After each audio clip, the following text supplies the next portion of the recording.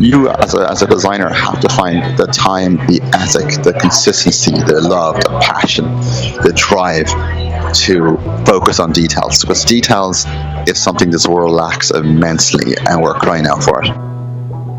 Welcome. That is David Martin, CEO and founder of Fantasy Interactive. And today we sit down with him to find out how to become a designer and get hired. Thank you so much, David, for joining us. If you could tell us, how did you begin? And if you can, just take us back to when you were still a student, and tell us a little bit about where you grew up and what you studied. All right. Well, hello everyone. Just giving you a call here from Beverly Hills, of all places. Why there's some background noise here. You may hear it from a cafe, but where I started was a long way from here. I started in Dublin, Ireland. When I was, I would say, when I went to school, I was not a good student. I was a very visually focused person, and I communicated very visually, and I was not good at the academic side of things, right? So the left-right brain syndrome. And so I did quite poorly in school, and I just didn't believe in things like Irish, and I didn't believe in certain subjects that, history and even math for me, which I knew I would never use those in life. So I just kind of tuned out and daydreamed, which ultimately put me into a situation where I didn't get into the colleges that I'd hoped as a youngster to get into. But I had to repeat exams, and I ended up getting in eventually to study science. And when I get in there, I realized there was women in my class, and growing up in Ireland, it was all boys schools and girls schools. So when you got into college, all of a sudden all these women are sitting there, and it's like, oh my God, you've got to now focus, like even more seriously, by yourself, without being put outside the class like in a regular school. And that was just very difficult. So I got thrown out of that.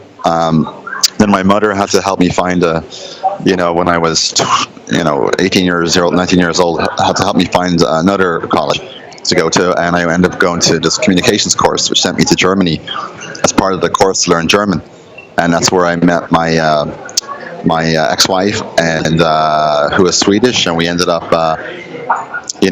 checking out Sweden for a couple of months or a couple of weeks, which turned into a 7-year period. And that's a bit of background of how it started, where we went to Sweden to look for jobs in the United States.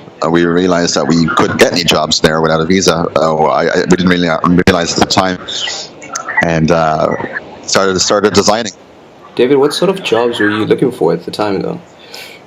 Anything on cruise ships, cleaning toilets, whatever it would take to get over to the States. And because the job I just came from, when we were in Germany, there was about 40, 50 of us sent from different universities around Europe to learn German, and into this castle, this 5-star hotel. And in lieu of being able to stay there and eat your food, we had to work there. And the idea is you work there with the guests and you interact and you learn German. But my job, unfortunately, was not a fancy job as a concierge or as a bellboy. It was house cleaning. So I was cleaning rooms, cleaning toilets, and that was my last job. So I thought on cruise ships, at least I can get a job doing this, to get over to the US. And no, I got probably at least 40 rejections. And so while that was going on, I started to explore the internet. I found it very visually unattractive and, very ones and zeros type thing. And so as I was doing that, I just found like a passion for reorganizing it, redesigning it, trying to present information in a much more, and an expectation that I had before I saw the internet for the first time.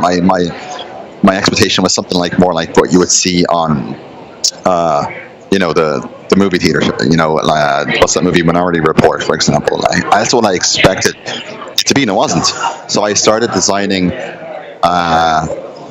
in my free time, which I only had free time as I was looking for jobs, and that's when things started. And what sort of tool were you using to actually? I was using like a Squarespace, like a called Homestead, like a website builder, and because I had no education, I'd know nothing, and so I never designed in my life. and I picked it up, sitting there, listened to Jennifer Lopez and Britney Spears, whatever was going on at nighttime, and back then, and I found I had a talent for designing things with a computer, reorganizing things on a page where I can't draw to save my life. Like I can't. If you ask me to draw a picture of a dog or anything, a car, I can't do it. But with a computer, I somehow can design.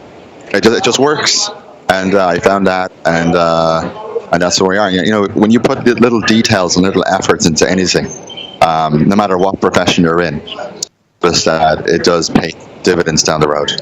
Were there any influences or inspirations along the way, like friends or?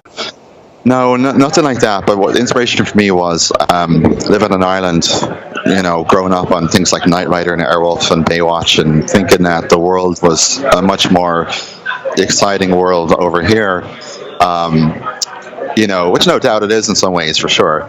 In other ways, it's not. But for me, it was like I was aspired to, things that are well organized, clean. Like I grew up loving golf courses or like manicured lawns or anything that was like well taken care of. I just had an affection for. You know what I mean? And so I feel when it comes to that's maybe what shaped a bit of my DNA with this. But there was nothing like a person. Oh, Philip Stark designed this, or some designer designed this. Like no, there was nothing. But I was always blown away by game UI, playing games like Nintendo stuff. I mean, I loved all that stuff, but I always felt there could be more finesse, more refined. And so that was it. So there was no real inspiration. It was just like, okay, everything is totally shit on the internet, like completely shit. And why can't I try and bring some color to this? And so it was a great canvas to work with. So take us through from that point. How then did you enter the industry? Let's say, Yeah. and just your progression as well. So basically, in short, I started designing, and I got into Flash because Flash kind of came out at the same time, and it was very, very Flash 3, Flash 4, in the very early days, and I started to see, oh god, this thing has motion capabilities, and I would love to bring UI to life with motion, and so that was a huge driver for me, and so to combine those things. And so I started making flashlights, and they start to get notice out there because no one was really working in Flash at the time, or at least they weren't building much lights. They were building banner ads with them. That was the intention of Flash, to really replace the IEC banner ad standard. So I came out with started building websites, as did some others, and brought some music and sound effects into them, and it was mind-blowingly addictive just to keep going and working and refining.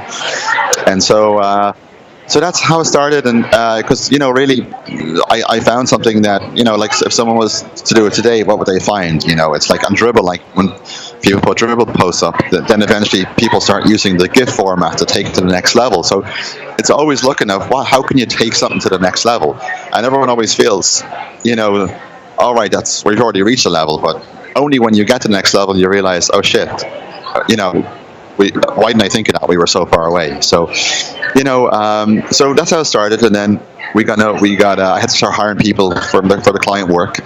And then the first main site we did, we got paid $20K, and it was for a company called Starbreeze Studios, which was a game company. So every dollar that came into the company, I would give to the employees, right? And because I couldn't take a salary, obviously. So we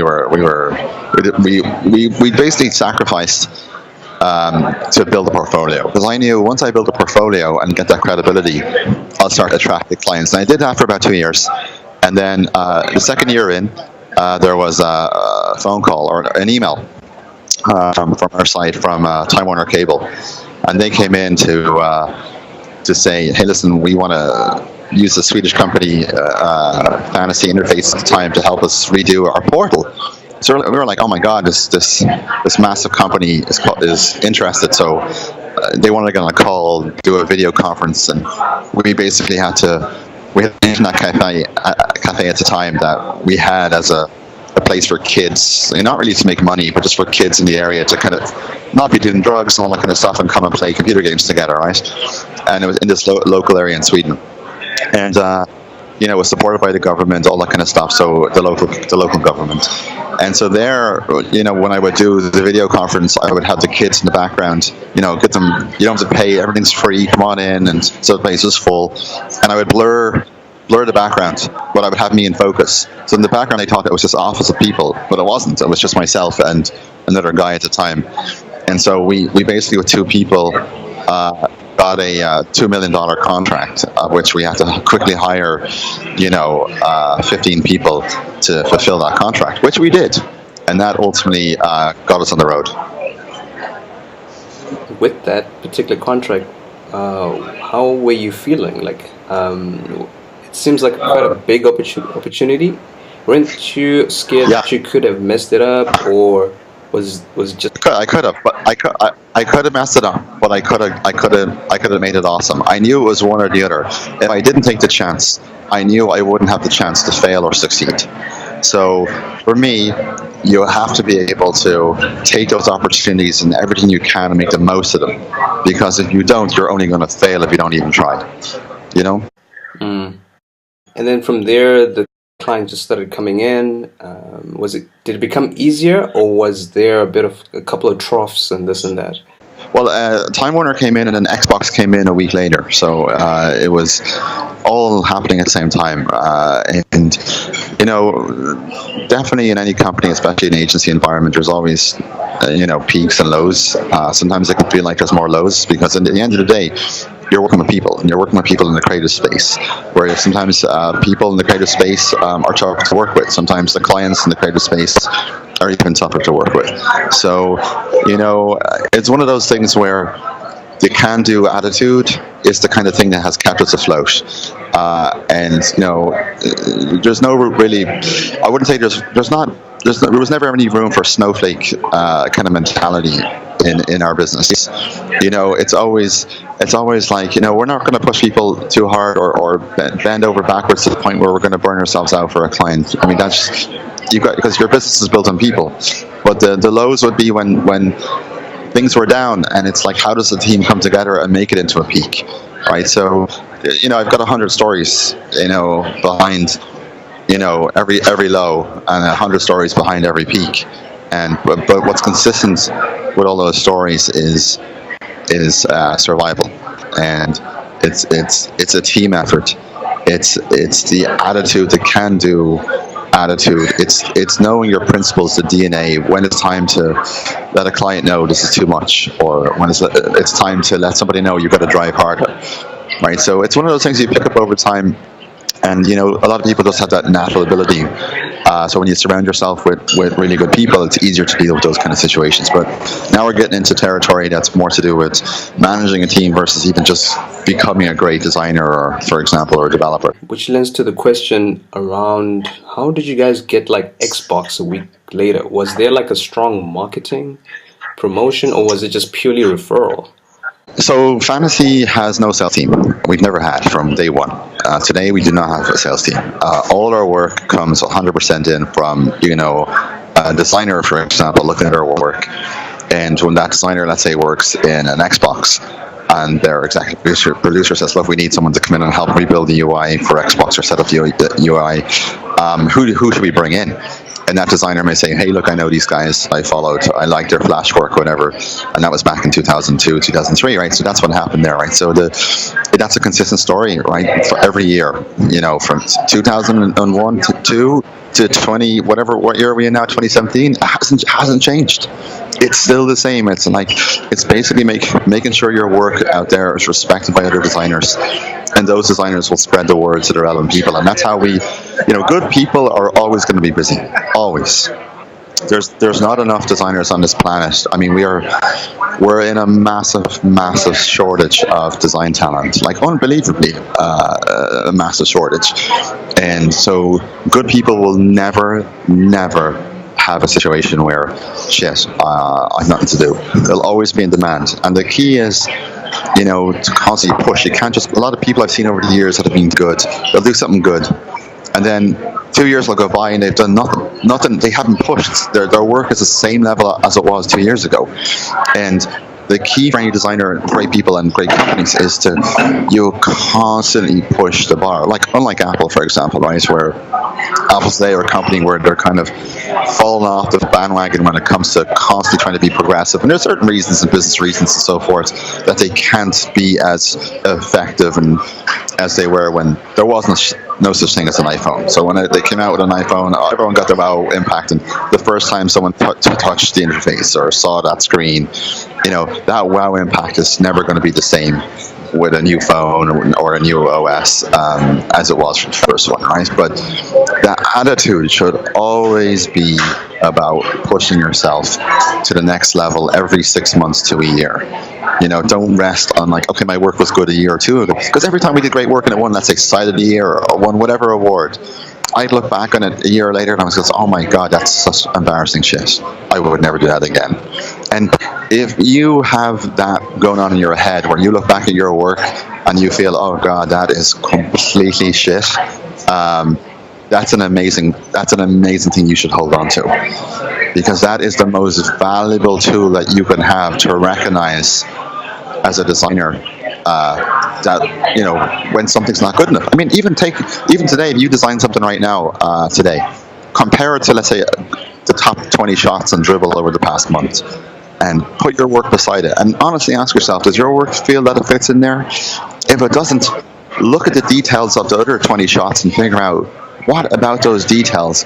Why are those details better? And what are those details? And start to implement that same finesse into your work. And you've got to put more time into it. So if you're in a situation where a client wants you to do 10 things in 5 minutes, you're not going to get that quality. But you, as a designer, have to find the time, the ethic, the consistency, the love, the passion, the drive to focus on details. Because details is something this world lacks immensely, and we're crying out for it. It's fantastic. If someone's starting from a place where they don't have experience, right, and they're looking to break in, you've mentioned Dribbble, you've mentioned how you could, start looking at good work and start trying to emulate it. What other advice would you have with someone who's starting with no experience? Do what I did. Do what I did. Cheat, copy. So basically what you got to do is that, no one ever taught me how to design. I just liked it. I loved the idea of it. And as I started designing my first stuff, it was completely, absolutely, I think, shit. When you look at my work, it was terrible. But to me at the time, it looked great. But when I compared it to some better stuff I saw, I was like, I just wanted to copy it. And I didn't know how to do it. I want to be able to do that stuff. So what I did was I took their work, I put it in my, I can't remember, it was a Photoshop or Jask, I can't even remember the name of the software at the time, and Flash, and I tried to copy exact to pixel that work that I saw. And when I was able to do that, it kind of made me feel like, I was able to reproduce that amazing work I saw. That's a lot better than mine. So I figured out how to do it with the tool. And then as I was doing it, I kind of, because I was so focused on it, when you're laser focused on something, you start to feel, well, what if I change this and this? I can make it even better. You know what I mean? Once you kind of try make things better bit by bit and test and stand back and have a look and see. And that's how you kind of learn to be as good as that person very quickly. So if you're starting off today as a designer, go to Dribbble, look at the top 100 shots, try and replicate your favorite ones. And if you can replicate those, you are in business. And all you got to do is, as you replicate those, and try to improve them just 5%, try to make them just a little bit better. It's not, you don't redesign it, just do something slightly different, whether it's changing the color, changing the gradient, or changing the whatever it might be in it, a font slightly, and see, can you make it better than the original? And that will sharpen your skills beyond what any university can ever teach you. Fantastic. And if I was to speak on some of the soft skills, perhaps, and technical skills that one must focus on to actually be good at what they do, Technical skills is basically, you go on YouTube, you figure out how do I use this tool, how do I use that tool, just watch videos all day long. That's what you got to do. Or even you surround yourself with designers that are better than you. I mean, if you work as a freelancer by yourself at home, in your bathroom, whatever, use the internet. If you happen to work in an agency or you have an opportunity to surround yourself by working with better designers, do so. You learn that way pretty quickly as well.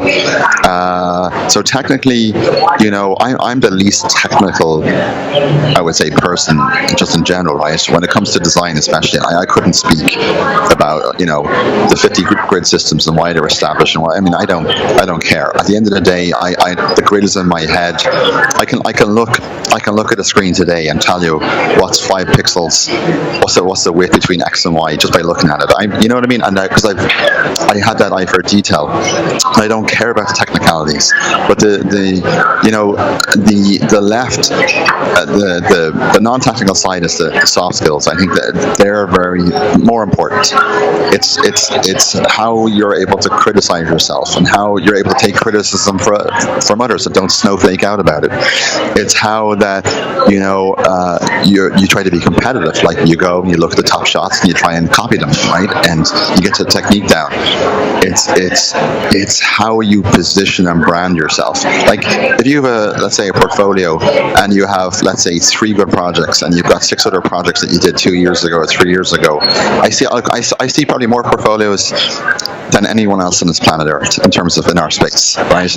We get about 10,000 applicants a year since God knows when, and so I go through the majority of them very quickly, and so I've probably seen more resumes or more portfolios from digital designers than anyone else on the planet.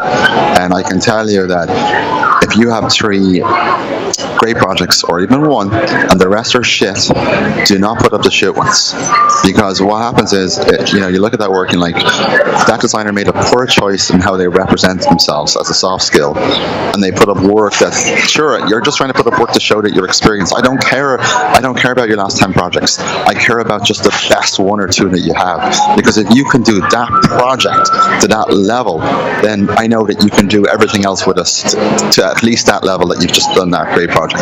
Don't turn me off by showing me the other stuff that you probably didn't have enough time to do, you didn't have a sharp skills to do, you didn't have as much inspiration to do, or whatever. Just don't put shit up. Just quality over quantity. So, same with dribble shots. If you're going to put I've got a dribble account, it's easy. Look, it's easy to make 10 decent shots over a period of 2 weeks, right? Easy. Put up 10 shots. You don't have to put up 50. Just put up 10.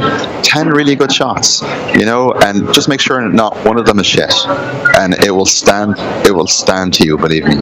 And does the work have to almost correlate with what you want to do eventually? No, not at all. Okay. No. I don't care if you want to be a designer in the healthcare field, product only, web only, whatever.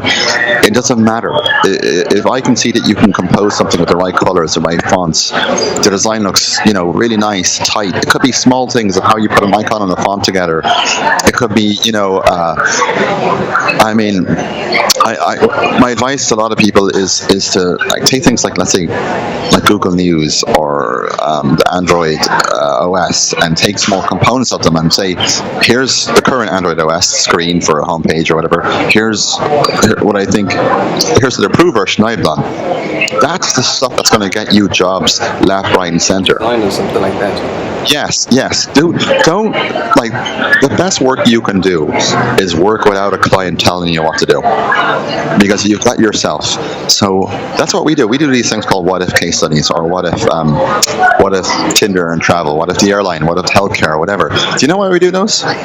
Because a lot of the work that we do that people have no idea we've done, because we can't put it out there for legal reasons, and PR reasons, or we'll do work that was amazing, but the client came in and completely fucked it up, and that happens to every agency. Which they tend to do quite a lot. They do a lot, right? And so that can happen. I know we've got great ways to prevent that now. We'll say to a client today, that happens. The rules we're working with Fantasy are X, Y, and Z. So for us, it doesn't really happen as often as it does for other companies. But it still can happen. So, but when you do your own work, like we do the what if airline stuff, what if whatever, we just put that out because we had a 2 days to spare, or we had a week to spare. Let's just do something together that says let's do this without any limit, and try and be thoughtful and not too unrealistic. And so I would say to you as designers, if you want to go out there and redesign CNN, right, which is one of the most consumed news content sites, which looks like it's from 1986, right, and make a better version of that without it being, just fluffy, beautiful, big images, visual. But think about the user experience of your design. Can't be beautiful; it has to be smart. Smart design is beautiful design combined with actual design that a user can, actually use.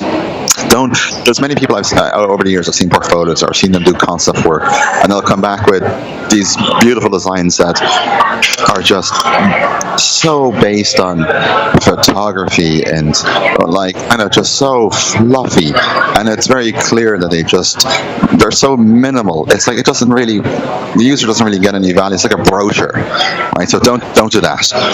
I would say also, you guys as designers focus a lot on the mobile space, operating systems, artificial intelligence, focus in those areas and try and come up with like small little 8x600 shots to put on your Dribble or Behance or whatever you want. And don't spend all day long doing your portfolio. Nobody cares at the end of the day about your portfolio. Your portfolio, when people review your portfolio, the last thing they want to do is get on a portfolio and figure out how to use your damn site. They want to get onto your Dribble and Behance, which is, they know exactly how to use it very quickly, and all they're looking for is 2 or 3 shots that is gorgeous work. If he or she did that work, we're onto something. That's all they're looking for. Because when you go into a portfolio, I have literally 15 seconds every time I click a link. I have 15 seconds and sometimes 5 seconds to quickly scan and go. I close the tab or I keep it open. And so the last thing I want to do, even if portfolios are beautiful, people do beautiful work, in a portfolio. It's all this elaborate stuff. It's just such a yawn fest for me to get on and go through that work. I just don't have the time, and people in my role, they don't have the time to go through that stuff. Now, if you're a top level experienced director, or you are, the head of product for some major company, and you want to tell that story, especially in the UX field, you need really strong portfolios that tell a story, right? But if you're just a visual designer, focus on just building a Dribble account and your Behance. That's fantastic advice, actually. So what's the actual breakdown in terms of where portfolios are actually hosted or presented? Are they on Dribble? Are they mainly on Dribble? Are they mainly on Behance? Are they mainly an actual online site? Behance and Dribble. Those two. They're like, it's just one consistent template, and it's only presenting your screenshots of work. That's all we need to see. Now, if you want to, like a Dribble and Behance especially, gives you an opportunity to tell the story and put more screenshots or more, of a flow, how you came up with something. Absolutely go and do that if you can. But we don't need to see your portfolio with your beautiful profile, black and white photo of you looking super hipster in the background. We just don't need it. Like, I just want to see your work. I don't care what you look like. I really love the element that you mentioned just now about how much time someone who looks at a portfolio actually has. It's just seconds. And seconds. It just has to stand out immediately. Seconds. I'll tell you. Here's an example, right? Sometimes when people write me on LinkedIn, for example, they don't go through our regular jobs at fantasy.co or the job site we have, they'll sometimes write me a personal message, and I'll always, when I can, pay special attention to that, right? But sometimes it's very common that you get some people that they'll write you an email and they have a completely different, picture of where they are in life, right? There's a lot of that out there. Don't be one of those snowflakes that can't acknowledge when something is not that good about your work. Because if you don't want to be a shitty designer for 22 years, you can be a shitty designer for a month, 2, 3 months, 6 months, but you have to grow. You can't say shitty for 6 months. If you're shitty for 6 months and it's just not working, get out of the business. You should be improving bit by bit if you listen to the things I'm telling you to do. There's something that you raised from that story, which is being a generalist against versus being a specialist, like being really good at a certain style or something like that. Could you speak to that in Yeah. terms of like just work and stuff like that? Yeah, so there's a lot of work that goes on today with clients, and they're much more pushy, and they have different expectations, and things take longer than they used to. Let's say 10 years ago, 5 years ago, even. And so it wouldn't be strange like 10 years ago for me to sit down and design MTV.com in a week, the whole thing from UX to UI, right? The design language, everything, and just spit it out by myself, right? For example, and today that's just unthinkable, right? Unthinkable that would happen. Now, there is certain people out there that can definitely do that, at least on a surface level, and those are unicorns, and they are far and few between. But what I'd recommend for people is to focus on, as a designer, let's say if you're a UX and your design skills, for whatever reason, you don't find them as fancy or as polished or finesse as others, you feel you'll never get there, but you feel you've got a good talent for rearranging content and how a user clicks on something and how they get through a flow, making a sign-up process 10 times easier than all the crap that's out there now. UX is definitely something you should focus on, right? And in the UX world, there's all these information architects which have been producing these horrific looking wireframes, and they'll do some user research, and it's just blah, blah, blah, blah, blah, right? There's a lot of room for you as, let's say, a designer that has design skills, but that can focus specifically on user experience. And then for those that are into visual, motion is another area I'd recommend that you look into, because that's becoming a key tool in the box to bring UI to life in a way where you're not you're not using motion for anything than improving the user experience. It shouldn't be flashy, it should just be improving it. So you as a visual designer, it's focusing on design languages. So like a design language is like Google Material Design. Like, for example, we were one of the main teams that worked in that for 2 years, and there's lots of other design languages that we work on, and there's not enough, in my opinion, visual designers that are really focused on building out just beautiful digital design languages for a digital ecosystem. For, let's say, Apple said, look, we need a brand new look and feel for Apple. A look and feel, not in terms of their logo, not in terms of their brand, but in terms of, like, you go to anything to do with you can click on anything with Apple, whether it's their site, their phones, or whatever, the iTunes store. What's a new look and feel for that? That's a design language, right? So I think there's going to be a massive shift as we go forward now in teams that are just 100% focused on design languages, right? So I'd say as a visual designer, focus on those details, and that will apply all the way from web to product, right? So it starts in a dribble shot. Something the size of a dribble shot can be the start of an entire design language. Believe me, because we've done it, we've been there. That's what you need to know. You've shared a story of like just a really bad approach and a really like kind of not so good portfolio, for instance. Do you have any stories around guys who you just instantly knew like this is great and we gotta hire them? Yeah. Can you share some of that? Yeah. There's three levels, right? There's level, let's say, one is clearly this person is not at the level that we need, so we skip. Level two is, let's say, someone that they have some good work in here, and there's some shots that I wouldn't have put in there, but they have other shots that like when dribble shots are small, they look better, but when you enlarge them and you go into them, you can start to see where things break down, right? So So we try to make sure when we enlarge them that it still holds up. If we see that they handle typography well, which a lot of designers don't, that's always a good sign. So it's like level 2.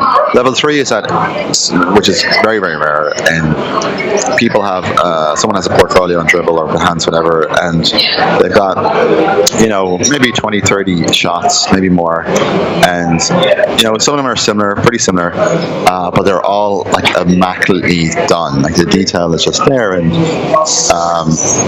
and sometimes they've added, they're really going with maybe have some UI motion they've added in, whatever, right? But we don't need you to be 3. We can get you to 3. We need you to be 2. So it's really kind of seeing just the potential which is there, and then we can which you can work with pretty much. Yeah. Like if you, for example, no matter where you live, let's say you live in where are you based on in South Africa, right? Yeah, we're based in South Africa. Are you in Cape Town? Yeah, Cape Town. Okay, so let's say you're in Cape Town. So you go into like Behance or Dribble and you do a search. Like I need to hire, let's say I have a company over there and I need to hire designers. I go into Dribble or Behance and I filter by designers that are in that area, and I look by followers, or and I try to go, people have good work will get more followers, right? So I will literally reach out to those people myself proactively to be like, hey, listen, we're interested in talking to you. Are you interested? And that's how it works. And that's how it works for lots of companies when they're trying to find you. So it's not in your location. It's not that hard to be at the top. It really now. If you're in San Francisco and you're in New York and whatever, it's definitely harder. But it's not. Honestly, it's not super difficult to get there. And some people only have 100 followers, on Dribble. And the followers really mean nothing to us. It's more about it just helps to expose the work, right? So, but we quickly scan through as many as we can, and we just look for those top 5 shots. Do they have the level of finesse? Does your Dribble shot look like it could be on our Dribble page? If it does, you're hired. As long as you're not an ex-murder snowflake or some kind of diva. So do you think, even in that vein of the work that you actually produce, that it does benefit someone to actually look through the work that Fantasy, for instance, has made, and then said, okay, let me try to also emulate what the agency produces? Yeah, I would say there's companies, out there that are also really phenomenal at what they do. On the Dribble side, there's a company called Wayno. They're based in, I think, New York as well, and San Francisco, and they've got some amazing people and do great work. And there's another company, companies like Firstborn, or there's Creative Dash on Dribble. There's, if you go to the I can't remember off the top of my head, but I know, unfortunately, Creative Dash and the Waynos, they were in Dribble in the very early days, and I know from talking with the Dribble leadership in the past that it's a bit of a catch-22, where it was great for people to get inspired and see the level that's out there, but it's very difficult for other people's work to surface, right? So they've changed the algorithm in Dribble for that to happen now, so it's a lot more helpful. But go out there and look at Dribble, go to teams, go to the top 20 teams that are out there, and skip over the Dropboxes and the Googles and whatever, but go more to the folks that are agencies like ourselves or Wayno, or I think Fire Studios. I can't remember the name of them, but those companies like Raw Motion, they all have this passion for putting nice work. Now, we have tons of nice work we do that is nicer than we have in Dribble, but we can't put it up there all the time, right? So there's a lot of great stuff coming out, which we'll talk about later this year. But because we're behind some amazing operating systems that are just the best work we've ever done by far, and we're excited to get that out. But until then, it's just look at those. If you can do anything, if you could do 3 shots that would fit into any of those top 20 companies, you are a hireable person. I don't care if you started design yesterday, or you started it 20 years ago. Well, hopefully you're not going to end up like that girl. But you know what I mean? It's like if you started today and you could produce 3 shots, I'll give you a job. Let's try to land this. So let me ask you just two more questions. I think one of them is really what sort of design books would you recommend and why? No idea. Okay. Never read a book in my life. Or what other sort of pieces would you recommend in terms of upskilling, perhaps, and just keeping up to date with stuff? Like, what sort of sites could they visit? What sort of design inspiration Yeah. could they? I've always been a fan of the FWA, AA awards, that kind of stuff, and keep an eye on Dribble and Behance. Those four things. Just make sure you always see the quality, because no matter whether you like it or not, every couple of months or 6 months, that bar goes up bit by bit. It's like it's constantly slipping off, and you got to just keep up with it. And look, if you feel you can't, just copy someone else's work. Obviously, don't give it to a client, but copy it just so you can feel like I can do what they did, and that will give you that confidence, and give you the technique and the process to be able to then manipulate that work into your own. Okay, and I think lastly, is there anything that you'd like to leave with our listeners? Yeah, just to land this session. Yeah, I would say passion, attention to detail, and the small details make a massive difference. Yeah. David, thank you so much for your time. This has been amazing. And I'm sure our audience is really going to enjoy this actual conversation that we've had. All right. And one more thing for that audience that is listening, right? If you're a designer, no matter where you are in the world, we are hiring remote designers right now, which has been super successful for us. It's fantasy.co/remote, REMOTE. And you'll see some details of how you can apply. And all we need is your Dribble portfolio, Behance, whatever. We'll have a quick look. If it's something that we like, great, we'll reach out to you, and you can work from wherever you want. In your mom's basement to your palace and whatever penthouse you live in, we don't care. And it gives you an opportunity to work with Fantasy, which a lot of people would love to do, but they can't make it to the United States, New York or San Francisco. And so that's what's going on. So if you're interested, reach out. Excellent. I'll also put that link into the show notes. Thank you so much, David.